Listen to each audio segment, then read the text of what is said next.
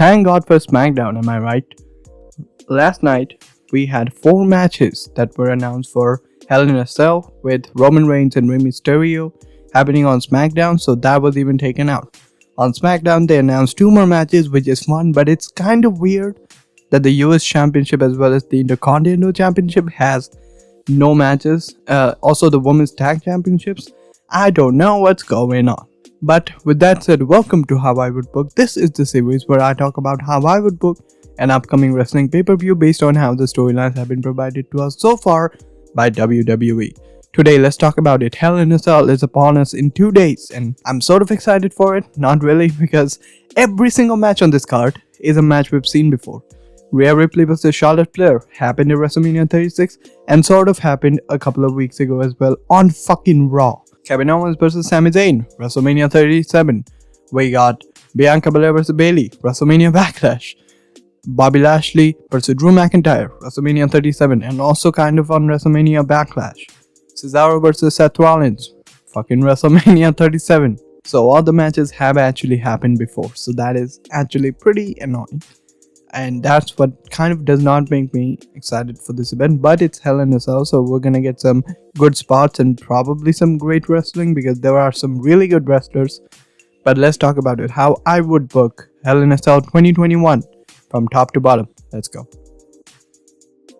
The night would start with one Hell in a Cell match and the other would headline or main event the entire show. The one I'm picking for the first match of the night is Bianca Belair vs Bayley. Some people might say that that should be the main event if Becky Lynch returns, but I can't see that happening, mainly because I think Becky Lynch should go to Raw and face Rhea Ripley. At SummerSlam, we can have Rhea Ripley versus Becky Lynch and also Bianca Belair versus Sasha Banks. That would be pretty cool. Now, Bianca Belair versus Bayley is going to be a great match because their Backlash encounter was also really good until the ending, which was fucking wild. But without a shadow of a doubt, this is going to be a very good match. The one thing that does really annoy me though, without a shadow of a doubt, is that we've had this match again and again. Since like the beginning of the year, we've had this match 3 or 4 times. That is kind of annoying, but Hell in a Cell stipulation was added. But I think that should have been given to Kevin Owens and Sami Zayn. With all the history they have together, that would have been better.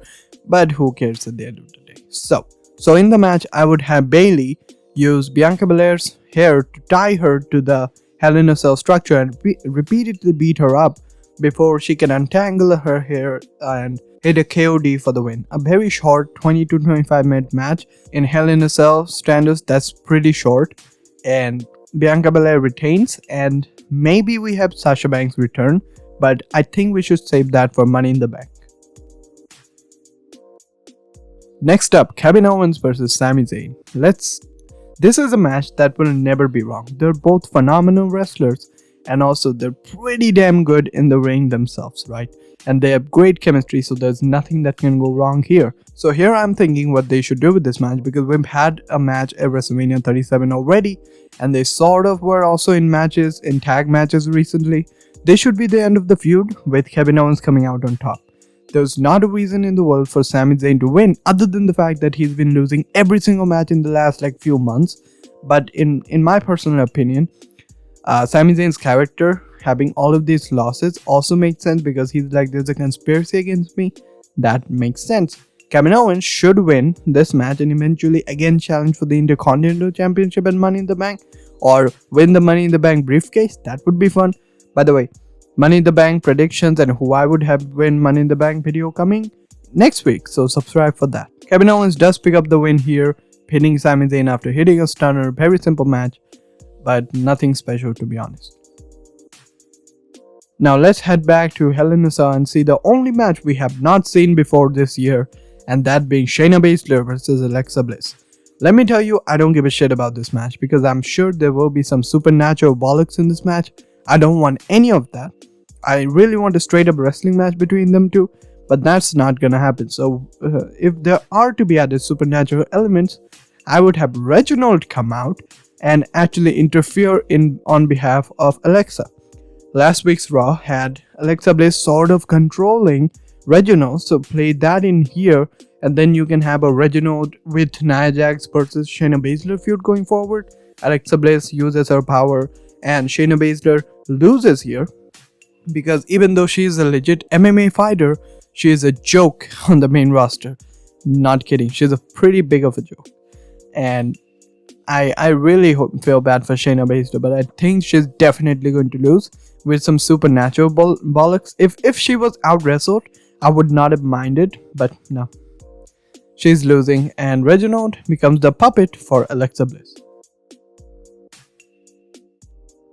Cesaro versus Seth Rollins next, and this match also sort of needed the Hell in a Cell stipulation. That would have been better than the women's match, but who cares? Cesaro and Seth Rollins, they have great chemistry, but they've had this match twice now. And that's pretty stupid. Only this year. Let's not even talk about last year. This match is going to be good because both of them are good wrestlers, but I think Cesaro should win this and eventually move on to the Intercontinental Championship picture. This match is going to be very simple, to be honest with you. Cesaro is too powerful for Seth Rollins to conquer. He uses tactics like poking Cesaro in the eye, hitting a low blow behind the referee's back at max, but he cannot put away Cesaro, and Cesaro somehow wins even after taking all of that shit. He should win and move on to win the Intercontinental Championship because he deserves that. He has never won the championship ever, and he should win that match as Summerslam, as per my Summerslam booking. Check it out right there. Now we're in semi-main territory with Charlotte Flair versus Rhea Ripley. This is probably the match I'm most excited for because both of them are very good wrestlers, and if WrestleMania 36 is any indication, this match is going to fucking bang. Now, to be absolutely honest with you, I don't know who's going to win this match, and I personally would like Rhea Ripley to retain, but Rhea Ripley's character on Raw has been absolutely dog shit. Pretty much the worst character in all of sports infotainment for me. It's so bad, so bad. They don't even know if she's a heel or a face. What are you doing, WWE? She was so cool.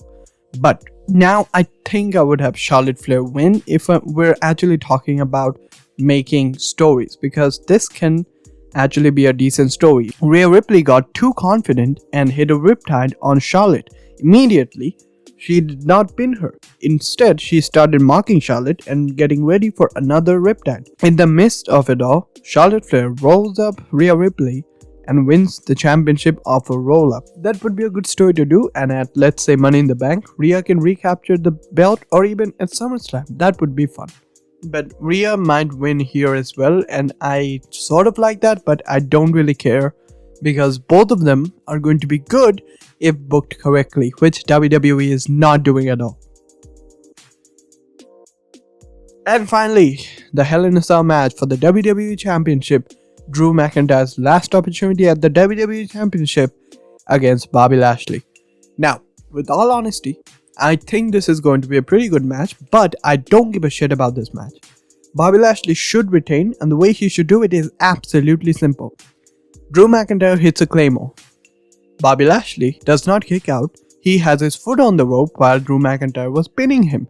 So he did not kick out, but he was not pinned. When Drew McIntyre was again going for the Claymore, he wakes up, spears Drew, hits a jackhammer or something, and pins Drew McIntyre clean in the middle of the ring, because he should.